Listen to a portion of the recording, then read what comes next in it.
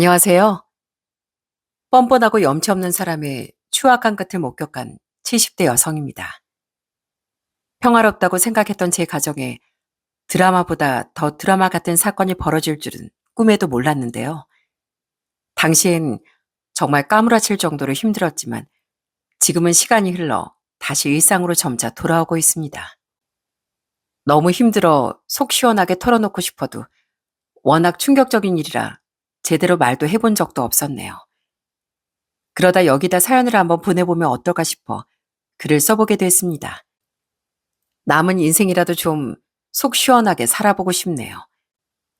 그럼 어떤 사건이 있었는지 여러분께 들려드릴게요. 저에겐 정말 눈에 넣어도 안 아플 귀한 자식들이 셋이나 있습니다.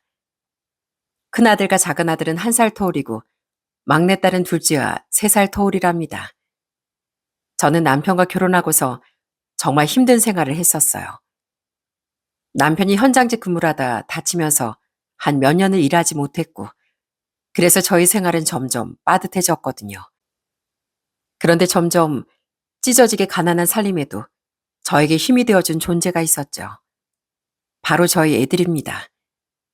애들이 어릴 땐 식당도 나가보고 청소도 하고 여러 일을 해보다가 애들이 학교에 들어갈 때부턴 포장마차를 시작하게 되었어요. 그런데 저희 애들이 얼마나 착했는지 아시나요? 제가 포장마차 시작하고 나서부턴 그 작은 고사리 손으로 절 돕겠다고 항상 애들이 찾아왔답니다. 엄마 힘들다고 저녁에 일 다 끝나고 나면 큰아들, 둘째 아들과 막내딸까지 와선 제가 정리하는 걸 도와주곤 했어요. 엄마 힘드시죠? 저기 앉아서 쉬세요. 저랑 지환이가 여기 치울 테니까요. 아유, 엄마 괜찮어. 얼른 집에 들어가라니까. 배고프지? 엄마가 금방 여기 정리하고 집에 가서 국수 삶아줄게. 고마워. 그렇게 착한 애들은 크면서도 말썽 한 번 부린 적이 없습니다. 다른 집 자식들은 이거 해달라 저거 해달라 하는 시기에도 저희 애들은 단 한 번도 그런 적이 없었어요. 오히려 엄마 아빠가 힘들다며 팔다리를 주물러 줄 때가 많았습니다. 큰아들은 대학을 졸업하곤 직장 생활을 하게 됐고 둘째 아들은 직업 군인이 되었어요. 그리고 막내딸은 직장 때문에 다른 지역으로 가 생활을 하게 됐고요.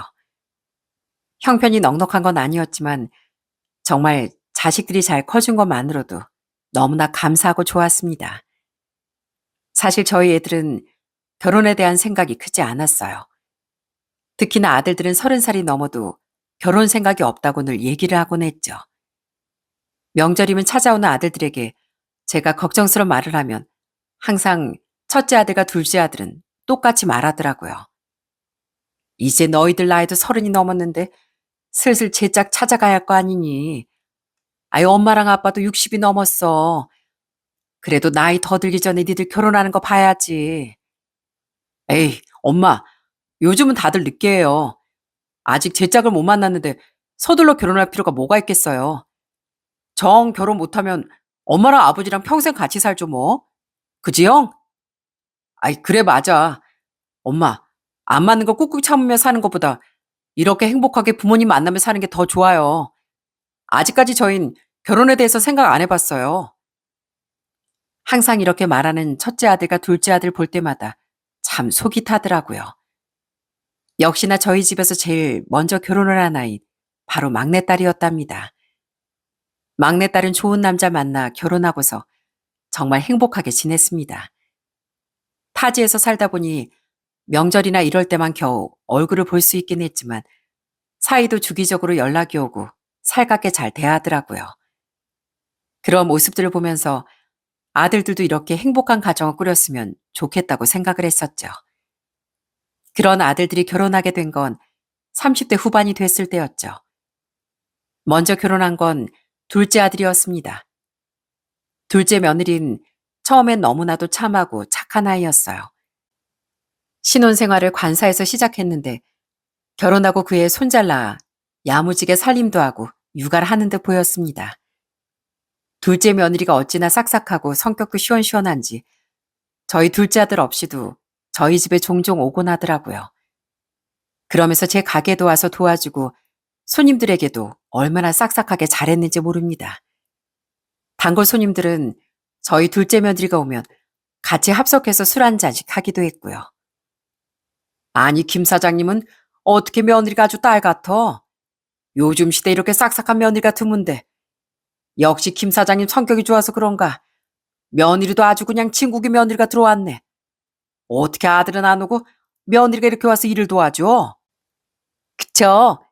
제가 저희 어머님 닭똥집을 엄청 좋아하거든요. 얻어먹으려면 이렇게 또 열심히 일해야죠. 사장님, 오늘 그러니까 매출 좀 올려주세요. 그래야 제가 좋아하는 닭똥집 많이 먹을 수 있거든요. 아유, 아유, 우리 며느리가 장사를 참 잘하네.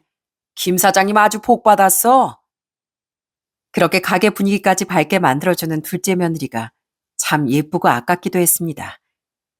그러다 보니 전 둘째 며느리에게 뭐든 다 해주고 싶었어요. 반찬도 둘째 며느리가 좋아하는 걸로 잔뜩 해서 보내기도 하고 종종 며느리가 예뻐 용돈도 챙겨주곤 했었고요. 사실 아들이 직업 군인이다 보니 정기적으로 훈련도 가고 비상 상황이면 급하게 나갈 때도 있어 둘째 며느리가 좀 힘들어하고 외로워하기도 했습니다. 그럴 때마다 둘째 며느리는 저에게 항상 전화를 해선 속마음을 털어놓곤 했어요. 어머님, 저희 남편 오늘 또 전지훈련 갔어요. 애랑 같이 저녁 먹는데 남편 빈자리가 이렇게 큰 줄 몰랐네요. 아, 내일은 저 혼자 애도 봐야 되고 저 너무 쓸쓸해요, 어머님. 아유, 네가 고생이 많구나. 아, 정 힘들면 며칠 아이 데리고 여기 와. 내가 며칠 좀 봐줄 테니까. 네 시아버지도 있고 나도 있고 그러니까 아이 며칠 맡기고 너도 좀 쉬어. 네? 진짜요? 어머님, 진짜 저 아이 데리고 가도 돼요? 진짜로 며칠 봐주실 수 있으세요? 아유, 그럼 내가 며칠 봐줄 테니까 넌 친구도 좀 만나고 바깥 바람도 좀 쐬고 그래. 아이도 어린데 남편은 집에도 없으니 네가 얼마나 힘들겠어. 나도 아이 키워봐서 알지만 그때가 제일 힘들 때야. 그렇다고 혼자 너무 참지 말고 우리한테 언제든 도와달라 그래. 어머님, 저 진짜 감동받아서 눈물 나올 것 같아요. 정말 감사해요, 어머니. 그렇게 둘째 며느린 한 달에 한두 번 정도 손줄 저희 집에 데려다 놓곤 했습니다. 사실 저나 남편이나 나이도 있고 특히나 전 계속 닭발집을 운영하고 있다 보니 손줄 돌보는 게 쉽진 않았지만 이렇게 손줄 봐주면 둘째 며느리와 둘째 아들이 좀 더 편하게 잘 지낼 수 있겠거니 생각을 했어요. 둘째 며느리는 유달리 저희에게 의지를 많이 했습니다. 어릴 적 안사돈께서 일찍 세상을 떠나 박가사돈께서 며느리를 키우셨거든요. 그러다 보니 엄마 정이 고픈 건지 저에게 많이 의지를 하더라고요. 그러던 어느 날은 둘째 며느리가 전화가 온 적이 있었네요. 그러더니 한숨을 푹 쉬며 둘째 아들과 다퉜다고 얘기를 하는 겁니다. 왜 다퉜냐고 물어보니까 둘째 며느리가 하는 말을 듣고 저도 좀 깜짝 놀랐었어요. 아니, 어머님, 요즘은 환경이 중요하잖아요. 저희 애도 이제 슬슬 커가는데 여기서 계속 지내는 것도 그렇고 서울로 좀 나가서 살고 싶은데 남편이 절대 안 된다고 하더라고요. 어머님이 좀 설득해 주시면 안 될까요? 서울? 아이, 그러면 지환이가 출퇴근하기 힘들어서 그런 거 아니냐? 거기다가 집값도 생각해야 할 텐데 니들이 잘 상의해서 결정해야지. 어머님, 그래도 어머님이 좀 얘기를 해주세요. 전 여기서 혼자서 이렇게 외롭게 지내는 것도 힘들단 말이에요. 혼자서 애봐 살림이 아둥바둥 지내는데 남편은 밖에서 일한다고 유세나 부리고 저 진짜 속상해요, 어머님. 그래, 네 생각이 하도 그렇다고 하니 일단 알았다. 지환이랑 얘기도 좀 해보마. 며느린 혼자 관사에 지내는 게 힘들다며 결국 서울권으로 이사를 요구했고 둘째 아들은 한동안 고민을 많이 하더니 작은 구축 아파트 전세를 마련해 나오게 됐습니다. 그러면서 저희도 일부 도와주긴 했고요. 서울로 나오면서 둘째 아들은 출퇴근하는 게 좀 불편해지긴 했지만 그래도 둘째 며느린 전보다 더 밝아진 것처럼 보였습니다. 그러다 저희 집에 정말 좋은 소식이 또 들려왔어요. 바로 저희 큰아들이 딱 40에 결혼을 하겠다고 선언한 겁니다.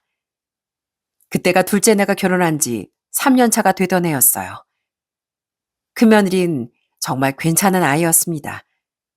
큰아들과 동갑내기였고 오랫동안 직장 생활하면서 결혼 준비도 다 하고 참 야무지고 똑똑한 아이였죠. 그런데 문제는 큰며느리와 둘째 며느리 사이가 처음부터 좋지 않았다는 겁니다. 처음엔 집 때문에 아주 난리가 났죠. 큰며느리가 시집 오고서 첫 명절날 서로 덕담도 나누고 얘기를 하다가 큰며느리가 저희한테 고맙다고 말을 꺼낸 게 있었습니다. 어머님, 아버님, 덕분에 저희 정말 좋은 집에서 잘 시작할 수 있었어요. 늘 감사한 마음 가지고 있었는데 직접 이렇게 말하는 건 처음인 것 같네요. 신경 많이 써주셔서 감사합니다. 아니다, 아니야. 니들이 워낙 바쁘게 사니 우리도 도울 만큼 도와야지. 우린 더 바랄 거 없다. 그저 둘이 행복하게 잘 지냈으면 좋겠구나. 감사해요, 어머님. 제가 부족한 부분도 있겠지만 어머님, 아버님께 더 잘할 수 있게 노력할게요. 그렇게 훈훈하게 인사를 마치는 듯 보였는데 둘째 며느리 눈엔 그 모습이 전혀 훈훈하지 않았던 모양입니다. 명절 인사를 마치고서 각자 다들 집으로 돌아가는데 갑자기 첫째네가 가고 나니 저한테 둘째 며느리가 따져 묻더라고요. 어머님 설마 아주버님네 집 해주신 거예요? 아까 들어보니까 그런 거 같던데. 아니 우린 아파트 마련할 때도 우리 돈으로 마련했는데 설마 장남이라고 집까지 해주신 거예요? 진짜 저 그런 거면 섭섭하네요. 뭐? 아유 아니야. 집을 해주긴 무슨 집을 해줘. 첫째 내가 워낙 바빠서 좋은 집 우리가 좀 알아봐 줬다. 그래서 그 말 한 거야. 어머님 진짜죠? 진짜 집 해주신 거 아니죠? 저 형님한테 진짜 물어볼 거예요. 아니 아무리 그래도 제가 이 집에 먼저 들어왔는데 어머님이 그렇게 차별하시면 저 진짜 섭섭해요. 아니라니까 그러네. 아이 우리가 무슨 차별을 했다 그래. 그런 거 아니니까 전혀 서운해하지 말어. 그렇게 전 둘째 며느리 잘 달래서 보냈다고 생각했습니다. 그런데 그날 이후로 둘째 며느리는 점점 더 저희에게 노골적으로 섭섭함을 표현하기 시작했어요. 그 며느리는 임신이 좀 힘들었었습니다. 나이가 있다 보니 애초에 처음부터 난임 검사를 받았었는데 쉽지 않았던 모양이었어요. 시험관 시술하며 호르몬 주사를 계속 맞다 보니까 큰 며느리가 살도 좀 많이 찌고 그랬습니다. 그런데 그걸 보고선 둘째 며느리가 깔깔 웃으며 얘기를 했던 날도 있었어요. 형님, 아니 요즘 관리 하나도 안 하세요? 어떻게 그렇게 살이 쪘어요? 나 진짜 누군지 못 알아볼 뻔했네. 형님, 관리 좀 하세요. 아, 좀 너무하다. 안 그래도 나이도 있는데 이러다가 나이 살로 아예 굳어지면 어떡해요. 아유, 둘째야, 그만해. 아, 나중에 차차 빼면 되는 거고. 그리고 뭐 얼마나 쪘다 그래. 에이, 어머님, 딱 봐도 이젠 과체중인데요? 자고로 여자 늘씬하고 보이는 게 예뻐야 하는데. 아유, 형님은 나이도 많으시면서 그러면 안 되는데. 둘째 며느린 모든 사실을 다 알고 있음에도 자꾸만 큰 며느리에게 살이 쪘느니 보기 이상하다느니 그렇게 놀리는 투로 말을 하더라고요. 그걸 듣는데 제가 다 민망하더군요. 결국 둘째 며느리를 제가 불러 얘기를 하게 됐습니다. 예, 너 큰애 임신 준비하느라 호르몬제 맞고 그러는 거 알잖니. 다 알면서 왜 그래? 아이, 호르몬제 맞으면 살도 좀 오를 수 있고 그러는 거잖아. 안 그래? 아, 왜 자꾸 형님한테 살쪘다 그래? 아니, 왜요? 뭐 시험관 하는 사람들 뭐 다 살찐대요? 그런 거 아니잖아요. 어머님, 저건 형님이 게을러서 그래요. 운동도 안 하고 그러니까. 예, 너 그만하지 못해? 안 그래도 속상한 애한테 쓸데없는 소리 하지 마. 부부가 둘이서 저렇게 노력하는데 왜 자꾸 그 앞에 네가 속상한 얘기를 해? 그만하거라. 알았지? 알았어요, 어머님. 왜 화까지 내세요? 끝끝내 전 둘째 며느리에게 따끔하게 혼을 냈고 그 후론 둘째 며느리 살 얘기를 더 이상 꺼내지 않더라고요. 그러다 정말 반가운 소식을 듣게 됐습니다. 바로 큰며느리가 임신을 했다는 거였죠. 거의 1년 만에 임신을 하게 된 거였습니다. 진짜 그 소식을 듣고 저와 남편도 참 많이 울었답니다. 큰며느리가 임신을 시도하느라 정말 많이 노력을 했었는데 여러 번 실패를 했음에도 잘 되지 않았거든요. 그런데도 저희에겐 크게 티도 내지 않았었고요. 하지만 속으론 얼마나 힘들고 지쳤겠습니까? 그럼에도 불구하고 꾹 참는 큰며느리가 참 대견하다고 생각을 했죠. 그런데 그런 큰아들 내가 임신을 했다고 하니 진짜 감동적이고 눈물이 절로 나더라고요. 그러다 둘째네랑 다 같이 밥을 먹게 된 자리에서 그 얘기를 하며 다들 정말 기뻐하고 감격에 겨워하기도 했습니다. 그런데 갑자기 둘째가 엉엉 울기 시작한 거예요. 저희 모두 당황스러워 둘째에게 왜 그러냐고 물었습니다. 그런데 둘째가 막 울다가 그치더니 큰며느리를 째려보며 얘기를 하더라고요. 아니, 임신한 게 뭐 대수라고 이렇게까지 한대요? 솔직히 저희 임신했을 땐 가족들 다 이런 적 없잖아요. 진짜 너무들 하세요. 뭐? 아니, 그게 아니고, 아이, 둘째야, 너도 알잖니. 네 형님이 오랫동안 마음고생하고 임신 준비했던 거. 아, 그래서 그런 거야. 아무리 그래도요. 형님 나이가 뭐 얼마나 많다고. 저랑 얼마 차이도 안 나는데 임신이 안 된다는 건 사실 몸에 뭐 문제가 있거나 그런 걸 수도 있잖아요. 어머님, 아버님이 너무 형님 예쁘게만 보셔서 그런 거지. 솔직히 제 입장에서 이러는 거 좀 오바 같아요. 둘째 말에 그 자리에 있던 모든 사람들의 표정이 굳어버리고 말았습니다. 물론 둘째 며느리 입장에선 좀 서운할 수도 있겠지만 정도가 지나쳤다 싶더라고요. 결국 둘째 아들이 며느리를 데리고 나가며 분위기는 어색하게 끝나고 말았죠.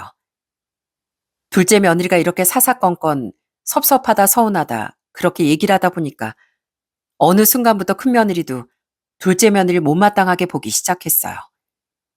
매번 만날 때마다 둘은 계속 투덕거리기 시작했습니다. 명절이면 진짜 이러다 큰 싸움이라도 나는 거 아닐까 싶을 때도 많았어요.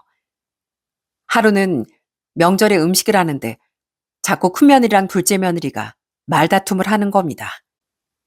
형님, 이거 제가 다 잘 예쁘게 붙여놨는데 왜 자꾸 뒤집어가지고 망치세요? 제가 알아서 할게요. 그냥 저기 가서 형님 할 거나 하세요. 동서, 내가 도와주는 거잖아. 아, 이거 봐봐. 이거 다 타고 있어. 그러니까 불을 좀 약하게 하거나 뒤지거나 그래야지. 이거 그냥 놔두면 누가 탄 걸 먹어. 형님, 제가 이 집 시집 온 게 형님보다 더 오래됐거든요. 저희 집 가풍은 제가 더 잘 아니까 형님은 빠져 계세요. 뭐? 빠져 있어? 동서, 지금 그걸 말이라고 해? 지금 뭐 하자는 거야? 그렇게 둘이 투닥거리고 있는 모습을 보는데 정말 속에서 열불이 나더라고요. 가족끼리 화기애애하게 밥 한 끼 먹자고 해서 명절에 모인 건데 만나면 싸우기나 하니 너무 화가 나 결국 저도 소리를 지를 수밖에 없었죠. 아, 니들 다 그만해. 아니, 지금 뭐 하자는 거야? 어? 니들 싸우려고 왔어? 오랜만에 식구들끼리 밥이라도 한 끼 먹자고 해서 같이 음식하는 건데 아, 지금 뭐 하는 거야? 아유, 다 하지 마. 그냥 니들 알아서 명절 보내. 아니, 어머님, 형님이 자꾸 제 거 건드려서 그런 거잖아요. 너도 그러는 거 아니다. 아, 형님이 뭐만 하면 이러는 거 아니고 저러는 거 아니고 사사건건 네가 그렇게 얘기하면 누가 그 말을 듣겠니? 제발 좀 그만해라. 니들 싸우는 거 나 더는 보고 싶지 않구나. 그렇게 제가 화를 내니 큰며느린 저에게 바로 사과를 하더라고요. 어머님, 죄송해요. 아, 제가 참아서 하는 건데 정말 죄송해요. 저도 순간적으로 너무 감정이 앞서서 그랬던 것 같아요. 화 푸세요. 그런데 큰며느린 그래도 이렇게 잘못을 인정하고 사과를 하는데 둘째 며느린 제가 그렇게 화를 내니까 눈물을 뚝뚝 흘리며 말을 하기 시작하는 겁니다. 어머님, 진짜 너무하세요. 이것 봐요, 이거. 어머님은 아무리 제가 잘해도 형님만 좋으시죠? 그런 거죠? 저 진짜 섭섭하네요. 제가 뭘 잘못했다고. 저 너무 섭섭합니다. 그러더니 앞치마를 내팽개치고 그냥 밖으로 나가버리는데 정말 속이 문드러질 것 같더라고요. 결국 그날의 사건 이후로 전 다 같이 모이는 자린 만들지 않기 시작했습니다. 명절에도 각자 따로 시간 나눠서 보자고 통보를 하고 제 생일이나 남편 생일에도 따로따로 만나자고 얘기를 했죠. 그렇게 만나는 시간이 적어지니 그래도 며느리들끼리 기싸움하는 일은 줄어든 것 같더라고요. 그러던 어느 날 둘째 며느리한테서 연락이 왔습니다. 전 둘째 며느리가 하는 말을 듣고 정말 깜짝 놀랐어요. 바로 둘째 며느리가 임신을 했다는 거였어요. 어머님, 저 둘째 가졌어요. 어머님한테 제일 먼저 말씀드리고 싶어서 전화드려요. 어머나 세상에, 어떻게 둘째가 생겨니 그래. 축하한다, 축하해. 그런데 사실 전 걱정이 좀 앞섰습니다. 물론 너무 기쁘고 좋은 소식이긴 했지만 둘째 아들은 훈련 때문에 집을 비우는 날도 많았고 그러다 보니 며느리 혼자 두 아이를 돌보는 게 괜찮을까 싶더라고요. 문제는 그때부터 시작이 됐습니다. 둘째 며느리는 임신을 하고 난 이후부터 자꾸 첫째를 저희 집으로 데리고 와 며칠 내내 놔두곤 했어요. 손주가 막 엄마가 보고 싶다고 매일같이 울어도 데리고 갈 생각을 안 하는 겁니다. 처음엔 저도 둘째 며느리에게 조심스럽게 얘기를 했었죠. 예, 연주야. 애가 엄마를 많이 찾는데 내일은 좀 와서 데리고 가라. 어? 네 몸 힘든 건 알겠지만 이러면 첫째가 많이 섭섭해하고 그래. 그래도 첫째도 챙겨야지. 일주일 여기 있다가 가는 거 이젠 네가 데리고 가서 첫째랑도 같이 시간 보내고 그러렴. 네? 어머님, 저 임신했어요. 안 그래도 몸도 무겁고 힘든데 이 정도는 좀 봐주실 수 있는 거 아니세요? 아유, 그래. 너 힘들어서 봐줬던 건데 엄마 보고 싶다고 내내오니 어쩌니. 하루라도 데리고 가서 애 달래고 그리고 다시 데리고 와. 그럼 되잖아. 어머님, 진짜 너무하시네요. 형님네 애는 그냥 봐주시고 제 애는 왜 안 봐주시는데요? 전 둘째 며느리 말을 듣고 정말 깜짝 놀랐습니다. 솔직히 큰아이는 둘 다 맞벌이를 하고 있었기 때문에 급할 땐 가까운 저희가 애를 봐줄 수밖에 없었거든요. 그런데 둘째 며느리는 일을 안 하고 있는 상황에서 첫째까지 이렇게 계속 맡기면서 무슨 당연하다는 듯이 구는데 참 머리가 아프더라고요. 저도 그동안 많이 참아왔지만 이건 아니다 싶어 한 소리를 하게 됐습니다. 예, 연주야. 아무리 그래도 큰애네랑은 상황이 다르잖니. 다른 것도 아니고 아이가 엄마를 찾는다는데 네가 그렇게 말하면 어떻게 하니? 아무리 우리가 예뻐한다고 하지만 얘도 부모 사랑이 더 고프지 할머니 할아버지 사랑이 더 좋겠어? 어머님, 어머님 우리 애를 안 예뻐하니까 그런 거 아닌가요? 전엔 한 번도 이런 적도 없었잖아요. 너무 섭섭하네요. 알겠어요, 어머님. 저 데리고 갈게요. 그렇게 찝찝한 상태에서 전화를 끊었지만 이걸 어떻게 해야 하나 저도 속으로 많이 생각을 하게 됐습니다. 둘째 며느리가 그 후로 크게 서운했는지 첫째도 더 이상 맡기러 오질 않더라고요. 먼저 연락해 얘기라도 해봐야 하나 싶던 어느 날 갑자기 저녁 늦은 시간에 전화가 온 거였습니다. 그런데 목소리가 좀 이상하더라고요. 그때가 둘째 며느리가 임신한 지 한 5개월쯤 된 상황이었습니다. 어머님, 바쁘세요? 저 어머님한테 부탁드릴 게 있어서 전화했는데. 그래, 그래. 몸은 좀 어떠니? 지환이 이번에도 훈련 나갔다며. 잘 지내고 있지? 네. 근데 제가 어머님한테 꼭 부탁드릴 게 있어서요. 들어주실 수 있으세요? 그래. 뭔데? 얘기를 해봐. 그렇게 얘기를 하자 둘째 며느린 밝은 목소리로 저에게 말했습니다. 어머님, 닭발 먹고 싶어요. 임신해서 먹고 싶은 거 진짜 많았는데 그중에서도 어머님 닭발이 너무 생각나더라고요. 저 그거 먹을 수 있어요? 닭발? 아유, 진작에 얘기하지. 내가 보내줄 걸. 어떻게 내일이라도 보내주랴? 내일이요? 전 지금 당장 먹고 싶은데. 어머님, 그냥 지금 가져다 주시면 안 돼요? 배달시킨 거 맛도 없고 뱃속의 아이가 너무너무너무 먹고 싶다고 그러는데 저 오늘 한 끼도 못 먹었어요. 지금? 지금 시간이 많이 늦었는데 지금 가면 거의 10시나 돼야 도착할 텐데. 어머님, 제발요. 네? 제가 뭐 먹고 싶다고 이렇게 말한 적 없었잖아요. 한 번만요. 네? 그리고 저희 큰애도 보고 싶지 않으세요? 한 번만 해주세요. 그렇게 둘째 며느린 웬일로 저한테 애교까지 피우며 꼭 닭발이 먹고 싶다고 하는 겁니다. 하는 수 없이 전 포장마차를 정리하면서 남겨둔 닭발을 얼른 요리하고 부랴부랴 둘째네 집으로 향했습니다. 수원에서 서울까지 가느라 시간도 좀 걸렸지만 그래도 둘째가 이젠 예전의 살가운 그 애로 다시 돌아오려나 보다 생각하고 기쁜 마음으로 달려갔죠. 그런데 딱 그 집에 도착하고서 전 기절 초풍하는 줄 알았네요. 초인종을 누르니까 둘째 며느리가 나오더니 바로 문을 열어주는 겁니다. 근데 문을 딱 열자마자 풍기는 건 바로 술 냄새였어요. 아니, 이게 대체 무슨 냄새야? 이게 뭐야? 무슨 술 냄새가 이렇게 나니? 아이, 어머님, 왜 이렇게 늦게 오셨어요? 저 안주 없어서 혼났잖아요. 뭐, 안주? 임신한 지 5개월이나 된 며느리가 안주라뇨? 이게 대체 어찌된 일인가 싶어 거실로 향했더니 보이는 광경에 전 그 자리에서 굳어버릴 수밖에 없었습니다. 거실엔 온통 술병들이 나뒹굴고 있더라고요. 거기다 여기저기 배달 음식을 먹은 흔적이며 난리도 아니더라고요. 딱 봐도 둘째 며느린 정신을 못 차리고 있었습니다. 정말 술이라도 한 잔 한 것 같더라고요. 너 지금 설마 술 마신 거니? 어?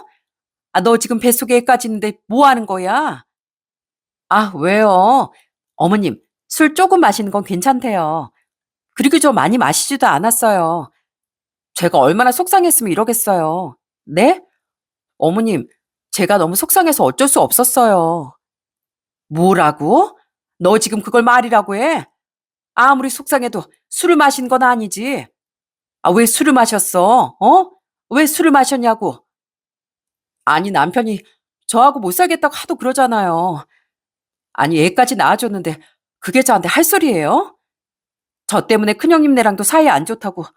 그게 왜 제 탓인데요? 뭐?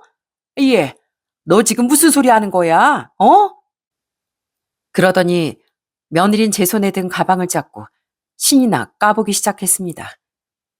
안에 있던 통을 열어보곤 닭발을 그대로 손으로 짚고 먹기 시작하더군요. 전 너무 기가 막혀 할 말을 잃었습니다. 어머님, 안 가세요? 아, 역시 어머님 닭발은 맛있네요.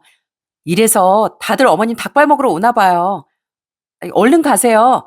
좀 있으면 12시도 지났는데요. 너 지금 이게 뭐 하는 짓이니? 어? 내가 너 닭발 배달해주는 사람이야? 그래도 난 네가 생각이라도 있는 줄 알았다.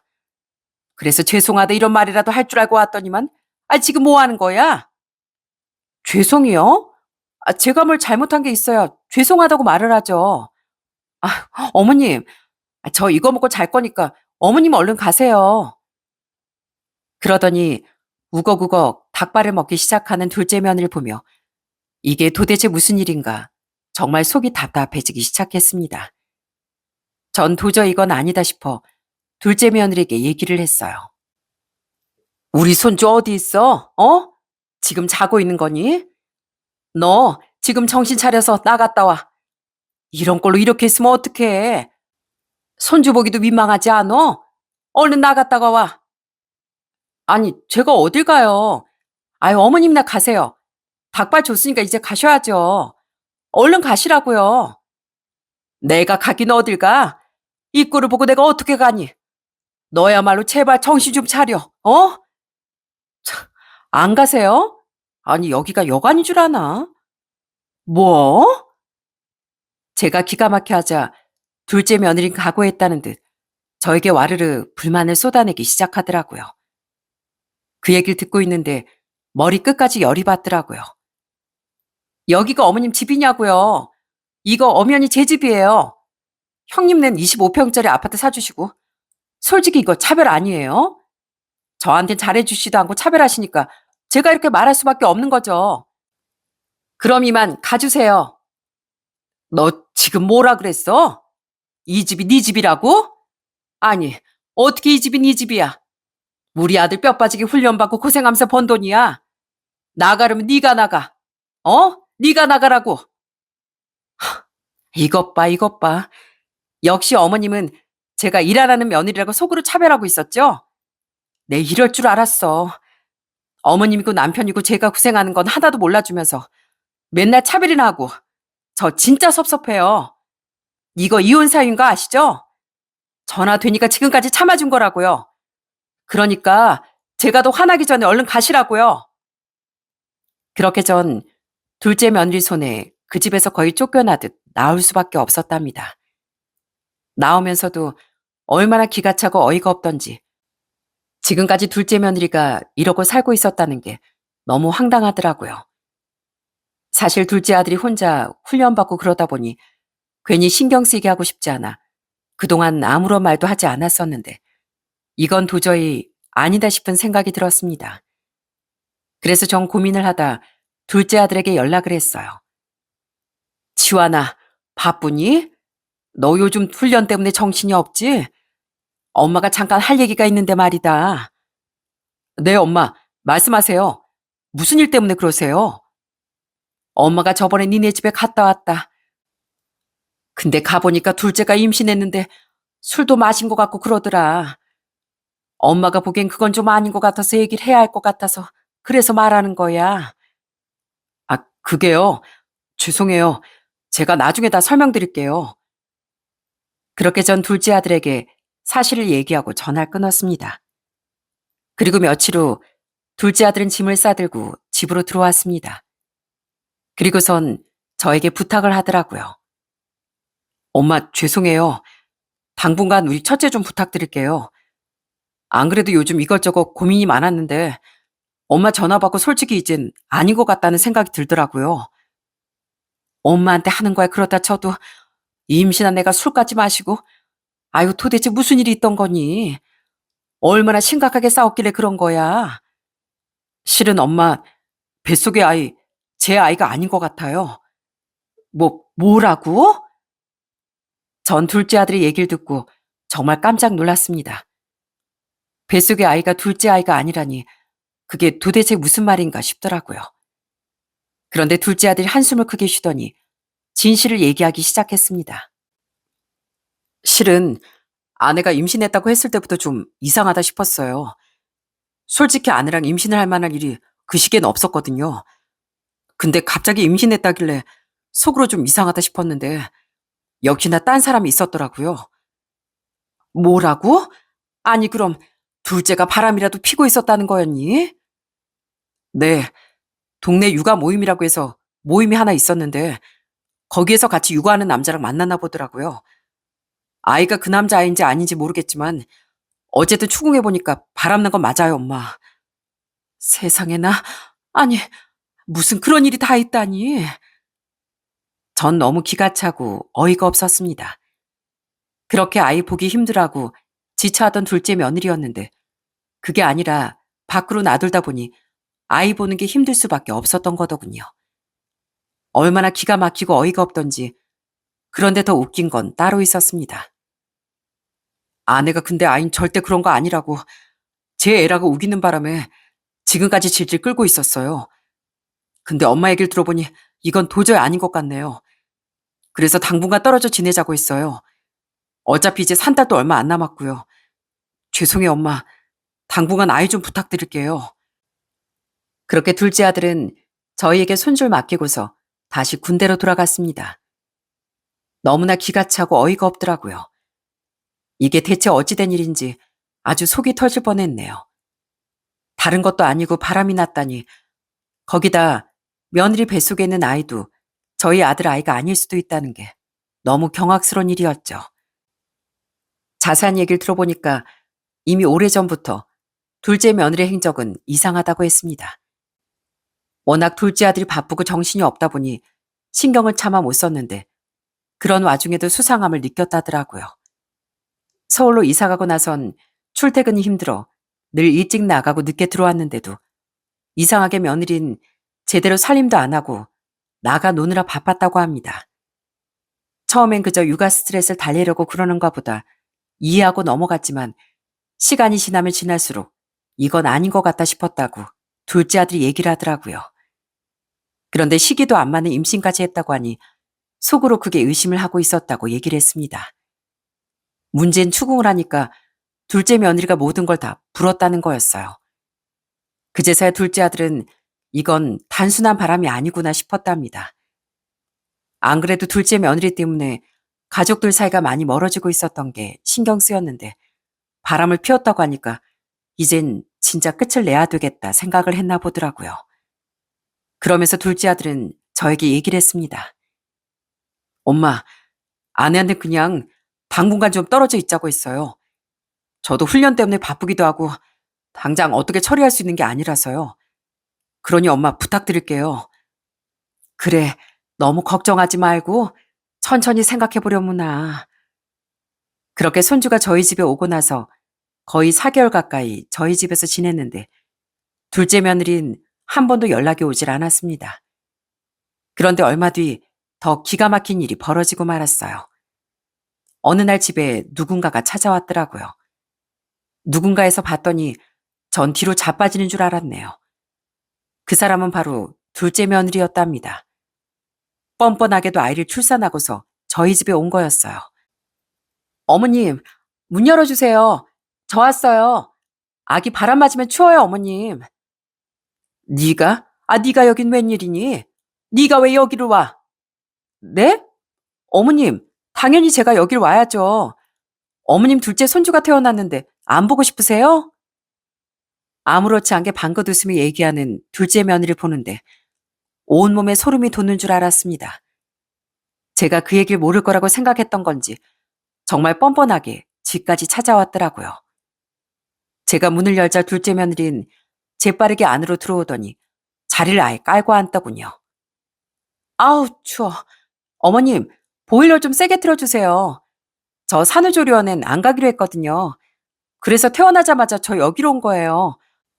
남편이 훈련 때문에 또 바쁘다고 그래서. 근데 어머님 좀 너무하지 않아요? 저 그래도 둘째까지 낳았는데. 너 정말 지금 뭐 하자는 거야? 어떻게 여길 찾아와, 여길. 어머님, 혹시 뭐 저번 일 때문에 그러시는 거예요? 그땐 제가 속상해서 그런 건데 전 어머님이 저희 첫째 봐주신다고 해서 저한테 그렇게 화내시고 미안해서 그러는 줄 알았는데 그게 아니었어요? 어머님, 제가 죄송해요. 그러지 말고 저희 마음 풀고 지내요. 네?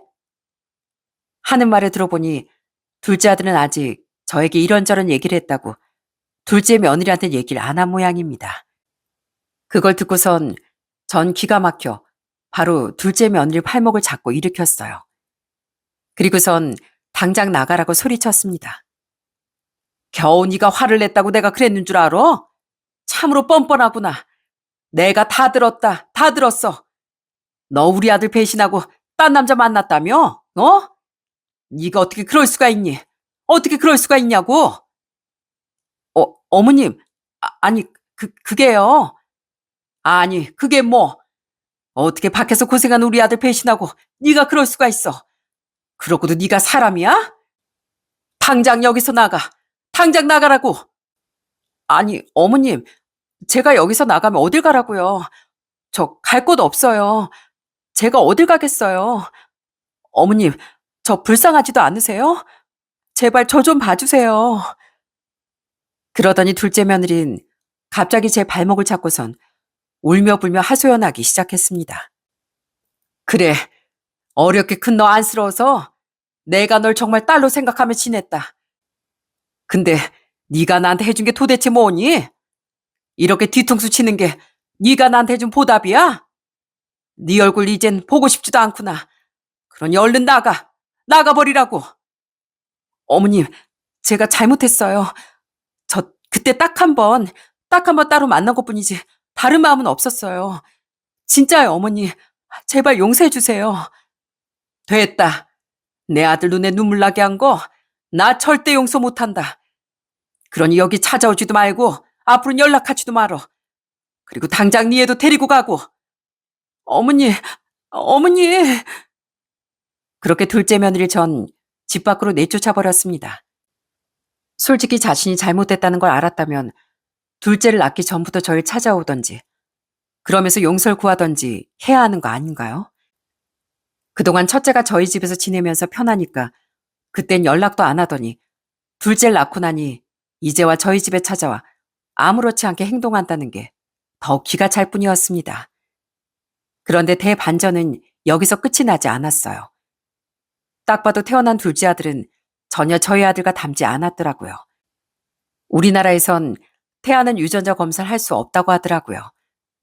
결국 태어날 때까지 지켜봐야 하는데 둘째 아들은 며느리가 출산을 하고 나서 검사를 신청했습니다. 그리고 결국 충격적인 결과가 나오게 됐어요. 바로 그 아이는 역시나 둘째 아들의 아이가 아니라는 거였죠. 그렇게 아니라고 하던 둘째 며느리도 그 결과를 받아들고선 그때부턴 입을 꾹 다물고 아무런 말도 하지 않았다더라고요. 결국 둘째 아들은 며느리와 이혼 소송을 신청했고 동시에 상간남 소송도 진행을 했습니다. 그렇게 둘째 아들은 며느리와 이혼을 하게 됐어요. 당연히 둘째 며느리와 상간남에겐 위자료를 받게 되었고요. 그리고 손주 양육권은 둘째 아들이 가지고 오게 됐습니다. 그렇게 모든 게 끝이 나고서 저흰 한동안 충격 속에 정말 힘들게 지내고 있었답니다. 그동안 그래도 믿었던 며느리였는데 어떻게 이럴 수가 있나요? 바람도 바람이지만 남의 자식까지 가졌다는 게 더 큰 충격이었습니다. 그런데 둘째 며느리는 끝까지 참 뻔뻔하더군요. 바람 핀 것도 모자라 남의 남자 자식까지 가졌으니 둘째 며느리 친정에선 얼마나 속이 터지겠습니까? 결국 사돈께서 둘째 며느리 집 밖으로 아예 내쫓아 버렸다고 하더군요. 갈 곳이 없었는지 울며 불며 저에게 전화가 왔더라고요. 어머님, 저예요. 저희 집에서도 쫓겨났어요. 아빠가 다시 한번 찾아오면 그때 날 호적에서 파버리겠다고 죽은 듯 살라면서 저더러 나가래요. 저 이제 어떻게 하죠? 어머님, 저 이제 어떻게 살아요? 어머님이 저 받아주시면 안 될까요? 저 진짜 쥐죽은 듯이 살게요. 네? 저 합가해서 어머님, 아버님 모시고 살게요. 어디서 어머님이고 아버님이야? 난 너 같은 며느리 둔 적 없다. 어떻게 자식한테 상처 주고 남편한테 상처 주고 시부모한테 상처 준 네가 이렇게 뻔뻔하게 얘기를 할 수가 있어? 도저히 용서 못하겠고 용서해줄 생각도 없어. 어머니, 죄송해요. 제가 정말 잘못했어요. 한 번만 봐주세요. 네? 저 다시는 안 그럴게요. 저 진짜 다시는 안 그럴게요. 너무 외로워서 그랬어요. 제가 정말 너무 외로워서 그런 것 뿐이에요, 어머니. 외로워? 너 지금 그걸 말이라고 하니? 너만 외로웠어? 너만 힘들었냐고. 네가 힘들까 봐 우리 식구들은 너 도와주려고 얼마나 노력했는지 네가 알기나 해? 염치도 없이 어디서 전화야? 다신 전화하지 마. 지금 이 상황 우리가 만든 게 아니고 네가 만든 거야, 네가. 그 벌 달게 받아. 그러고선 전 전화를 끊어버렸습니다.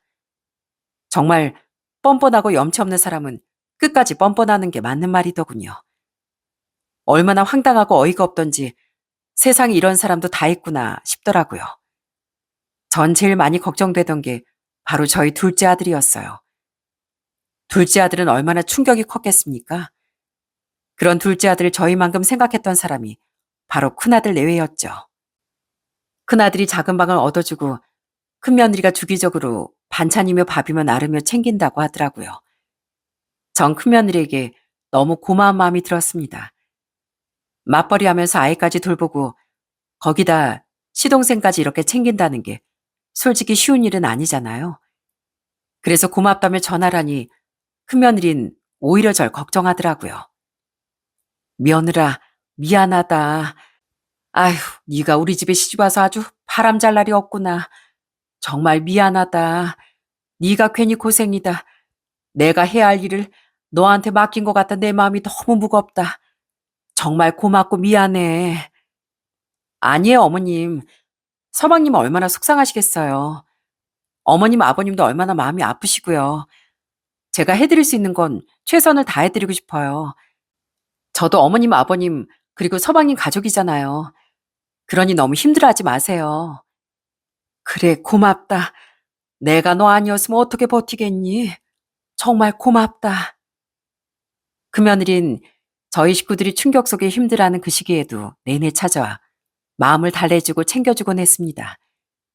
그 덕분인지 저흰 점점 상처를 회복하고 일상으로 돌아갈 수 있었어요. 지금은 2년 정도 지나 둘째 아들도 열심히 군대 생활을 하며 지내고 있습니다. 저희 손주도 건강하게 잘 지내고 있고 오히려 전보다 많이 밝아졌어요. 큰아들 내외는 여전히 저희를 잘 챙겨줍니다. 특히나 둘째 아들과도 자주 만나 친하게 사이좋게 지내는 모양이더라고요. 그리고 둘째 며느리는 어떻게 됐냐고요? 그 상간남이었던 사람은 유부남이었는데 거긴 또 아내가 돈을 벌고 그 유부남이 육아휴직을 해 아이를 돌보고 있었던 모양이었어요. 그런데 불륜을 저지르고서 그 유부남이 둘째 며느리를 만나겠습니까? 본인 가정 지키느라 바빴겠죠. 결국 둘째 며느리는 바람난 남자에게도 버림을 받고 말았습니다. 물론 어린애는 무슨 죄가 있겠어요? 다 어른들의 잘못일 뿐이죠. 제발 그 어린 아이에게라도 상처 주지 않고 엄마로서 제대로 살아가길 바랄 뿐입니다. 이렇게 충격적인 사건을 겪고 나니까 참 사람은 그 속을 진짜 모르는구나 다시 한번 느끼게 됐습니다. 그렇게 싹싹하고 착하다고 생각했던 둘째 며느리였는데 어떻게 저희 뒤통수를 칠 거라고 생각을 하겠습니까? 물론 그 벌을 받곤 있지만 부디 이번엔 제대로 정신을 차려줬으면 좋겠네요. 저도 이젠 70이 넘어 남은 인생을 좀 더 알차게 보내보려고 노력하고 있습니다. 남편이나 저나 아프지 않고 건강하게 지내는 게 무엇보다 자식들에겐 중요한 일인 것 같습니다. 그래서 요즘 운동도 열심히 하고 밝게 지내려고 노력하고 있어요. 사실 이번 사건을 겪으며 시간이 지나니 많이 괜찮아졌다고 생각했는데 드문드문 그 상처들이 속을 긁을 때가 많더라고요. 이렇게 사연을 보내면서 시원하게 털어놓으면 좀 더 제 마음이 괜찮아지지 않을까 하는 생각이 들었습니다. 세상에 드라마보다 더 드라마 같은 일이 많다고 하지만 저희에게 이런 일이 있을 줄은 몰랐는데요. 이번 일을 통해 저희는 가족끼리 더 소통하고 교류하는 게 정말 중요하다고 느꼈습니다. 혹시라도 다른 사람들에게 크게 상처받거나 배신을 당해 힘들어하는 분들이 계시다면 그 마음의 상처 꼭 이겨내시고 보란 듯이 행복하게 잘 지내시길 바랍니다. 분명 남에게 상처를 준 사람들은 언젠가 꼭 벌을 받게 된답니다. 그러니 여러분들은 복수심에 내 마음 너무 갉아먹지 마시고 꼭 행복을 찾으셨으면 좋겠어요. 저희 가족은 앞으로도 이렇게 행복하게 잘 지내보려고 합니다. 남은 인생은 더 잘 지낼 수 있겠죠? 저희도 많이 응원해 주시길 부탁드릴게요. 제 이야기는 여기까지입니다. 지금까지 긴 이야기 들어주셔서 정말 감사합니다. 모든 분들에게 늘 행복이 가득하시길 바랄게요.